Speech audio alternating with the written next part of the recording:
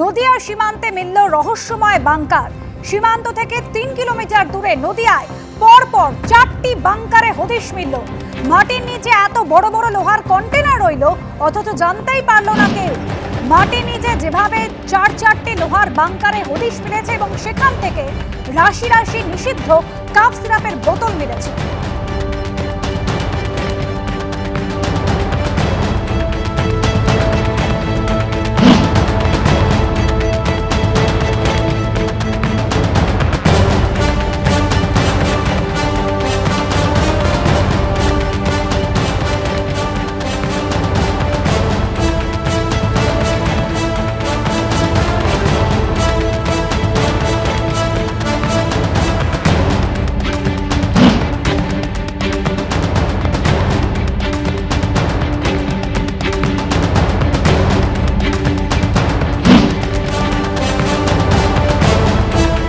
কত বড় বড় আয়তনের এই বাংকার তৈরি হয়েছে। কোথাও মাটির নিচে এভাবেই বসিয়ে দেওয়া হয়েছে লোহার কন্টেনার, কোথাও আবার টিনের ছাউনি উপরে দিয়ে দেওয়া হয়েছে। আর সেই ঘরের মধ্যে মাটির নিচে এভাবেই বাংকার তৈরি হয়েছে। গতকাল নদিয়ার কৃষ্ণগঞ্জের বাজদিয়ায় ভারত বাংলাদেশ টুঙ্গি সীমান্তের অদূরে এইভাবে চারটি বাংকারে হদিশ মিলেছে।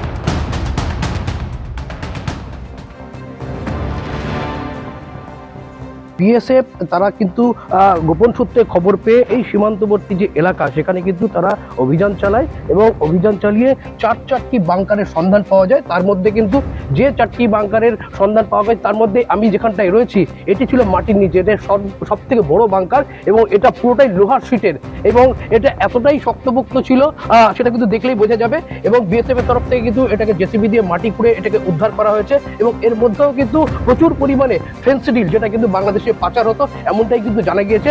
এবং আজকে এনসিবি এবং বিএসএফ তারা কিন্তু সকালবেলায় আসেন এবং তারা এসে মাপজোপ করেন। আমরা একটু চেষ্টা করব, আমরাও ফিতে নিয়ে এসেছি, আমরাও কিন্তু চেষ্টা করব মেপে দেখার আদৌ এটা কত বড় লম্বা বা চওড়ায় কতটা রয়েছে আমি মেপে দেখার চেষ্টা করবো। আমি ক্যামেরা পার্সন মিঠুন দত্তকে বলবো এটাকে দেখাতে। এই বাংকারটি রীতিমতো লোহার শিট দিয়ে তৈরি এবং এই বাংকারটি প্রায় ফিতে মেপে দেখাচ্ছি। এদিকে চওড়ায় রয়েছে 7 ফুট, এদিকে চওড়া রয়েছে 7 ফুট আর গভীরতা মাপতে গেলে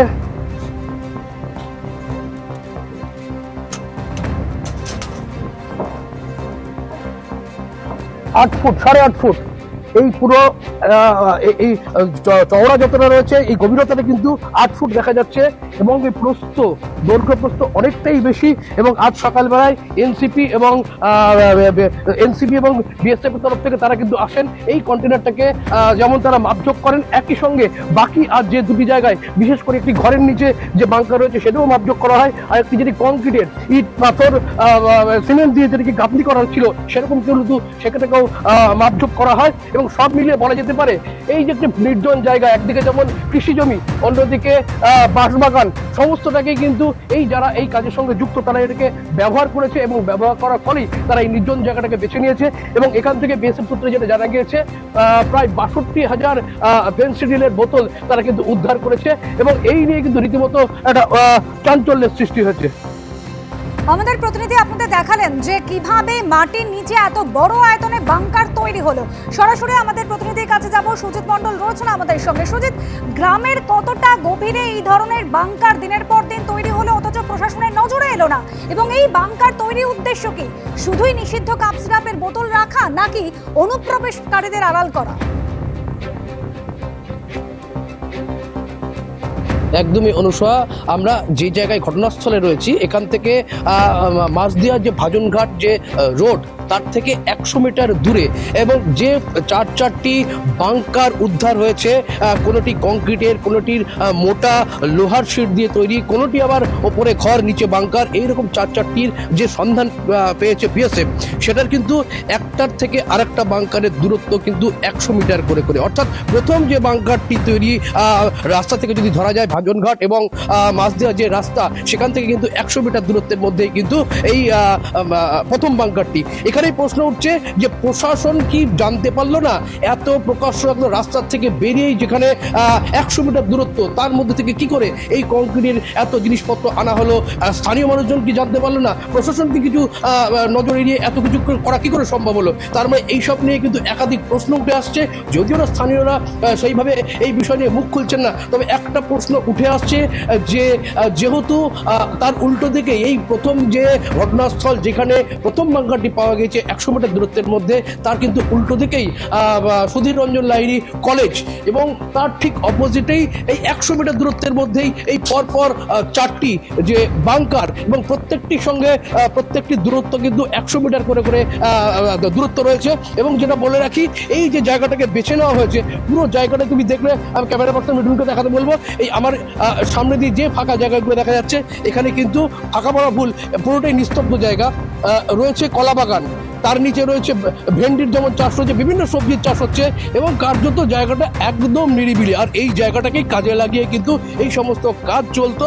তবে প্রশাসনকে এত কিছু করা সত্ত্বেও প্রশাসন কিভাবে এই বিষয়টা নজর এড়িয়ে গেল, এটা নিয়ে কিন্তু স্বাভাবিকভাবেই প্রশ্ন উঠছে। অনুসোয়া, একেবারে সুজিত, মাটির নিচে এত বিরাট কন্টেনার রয়েছে, উপরে লোহার ঢাকনা রয়েছে, সেটা আমবাগান বাঁশবাগান ঘেরা নিরিবিলি জায়গায় তৈরি হয়েছে, কিন্তু প্রশ্নটা এটাই, এত বড় বাংকার তৈরি হয়ে গেল, কেউ কিছু জানতেই পারলো না।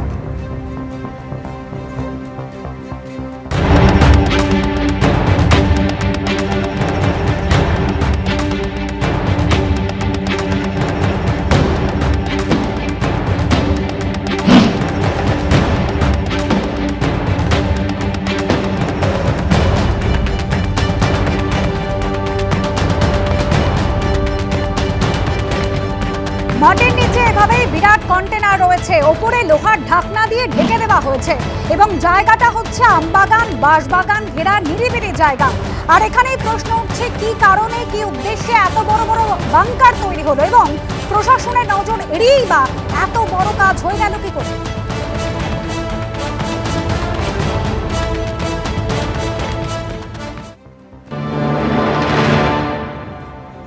বিএসএফ এর তরফ থেকে যে 4টি বাংকার উদ্ধার হয়েছে, তার মধ্যে সব থেকে বড় বাংকার এটি, এবং এই বাংকারটি মাটির নিচে লুকানো ছিল, যেটি জেসিপি দিয়ে উদ্ধার করা হয়েছে। এবং এই বাংকারটি রীতিমতো লোহার মোটা শিট দিয়ে তৈরি করা, এবং সেটি মাটির তলাতেই রাখা ছিল। বিএসএফ গোপন সূত্রে খবর পেয়ে এই নির্জন জায়গায় একটি বাঁশবাগান, তার মধ্যেই কিন্তু এই যে বাংকার সেটি রয়েছে, এবং এর চাষবাস দিয়ে চাষের জমি রয়েছে।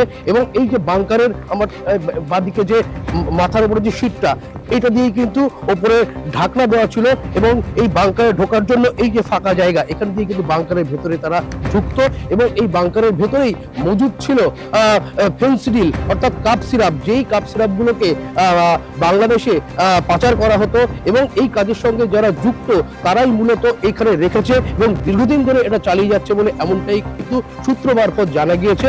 এবং বিএসএফ এর তরফ থেকে তারা জানার পরে এরকম 4টি বাংকারের তারা হদিশ পায়, এবং এরপর আজ সকালে বিএসএফ এবং এনসিবির টিম তারা কিন্তু ঘটনাস্থলে আসে, এবং 3টে যে বাংকার সম্পন্ন অবস্থা রয়েছে, তার দৈর্ঘ্য প্রস্থ এবং উচ্চতা সমস্তটাই কিন্তু তারা মাপঝোপ করার জন্য আসে, এবং মাপঝোপ করে তারা আজ সকালবেলায় এই মাপঝোপ করে তারা নিয়ে চলে যায়।